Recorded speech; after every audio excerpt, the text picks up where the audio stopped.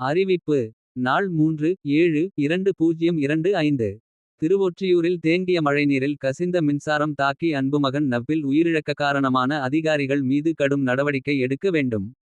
சென்னை திருவொற்றியூர் தாங்கல் beer பயில்வான் தெருவில் வசிக்கும் அல்தாப் அவர்களின் அன்புமகன் நவ்பில் தேங்கி கிடந்த மழைநீரில் கசிந்த மின்சாரம் தாக்கியதில் உயிரிழந்த செய்தியறிந்து பெரும் அதிர்ச்சியடைந்தேன். முன்னதாக அதே பகுதியில் மழைநீர் வடிகால் சுவரை அகற்றும் பணியில் ஈடுபட்டிருந்த மணிகண்டன் மற்றும் சின்ன குருசாமி ஆகிய இரு தொழிலாளர்களும் மின்சாரம் தாக்கி தூக்கி வீசப்பட்டு மயிரிழையில் உயிர்தப்பிய நிலையில். அதன் பிறகாவது உரிய பாதுகாப்பு முன்னெச்சரிக்கை நடவடிக்கைகளை தமிழ்நாடு மின்வாரியம் எடுத்திருந்தால் அன்புமகன் நவ்பில் உயிர் பறிபோயிருக்காது. கடந்த 2021ஆம் ஆண்டு திருவொற்றியூர் கலைஞர் நகரில் சாலையில் தேங்கியிருந்த மழைநீரில் கசிந்த மின்சாரம் தாக்கி 11 வயது சிறுமி கமலி உயிரிழந்தார். அக்கொடுநிகழ்வு நடைபெற்று 4 ஆண்டுகளை கடந்தும் திருவொற்றியூரில் தமிழ்நாடு பொதுப்பணித்துறை சரிவர மழைநீர் வடிகால் பணிகளை மேற்கொள்ள தவறியதும்.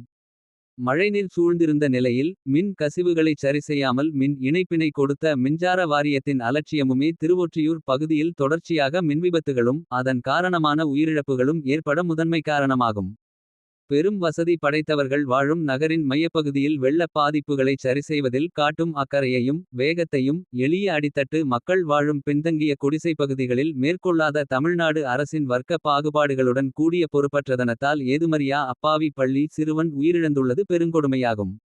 ஆகவே புறநகர் பகுதிகளில் வாழும் நடுத்தர மற்றும் ஏழை மக்களும் நம் மண்ணின் குடிமக்கள்தான் என்பதை கருத்திற்கொண்டு அனைத்து மக்களின் உயிரும் சமமதிப்புடையது என்பதை இனியாவது தமிழ்நாடு அரசு உணர்ந்து அரசு துறைகளில் நடைமுறையிலுள்ள வர்க்கப்பாகுபாடுகளை களைவதுடன் பின்தங்கிய பகுதிகளிலும் அடிப்படை தேவைகளை நிறைவேற்றுவதில் உரிய முக்கியத்துவம் அளிக்க வேண்டுமென்று கேட்டுக்கொள்கிறேன்.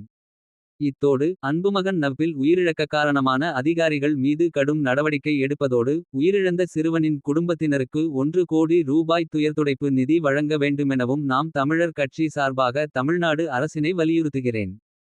பெற்றெடுத்து பேணி வளர்த்த அன்புமகன் நவ்பிலை இழந்து வாடும் பெற்றோருக்கும் உறவுகளுக்கும் என் ஆறுதலை கூறி துயரில் பங்கெடுக்கின்றேன் என்று நாம் தமிழர் கட்சியின் தலைமை ஒருங்கிணைப்பாளர் செந்தமிழன் சீமான் இன்று அறிக்கை வெளியிட்டுள்ளார். மேலும் இது போன்ற நாம் தமிழர் கட்சியின் அறிக்கைகளை உடனுக்குடன் தெரிந்து கொள்வதற்கு அரசியல் புரட்சி வலையொலி யூடியூப் சேனலை சப்ஸ்கிரைப் செய்து பின் தொடருங்கள், ஆதரவு தாருங்கள்.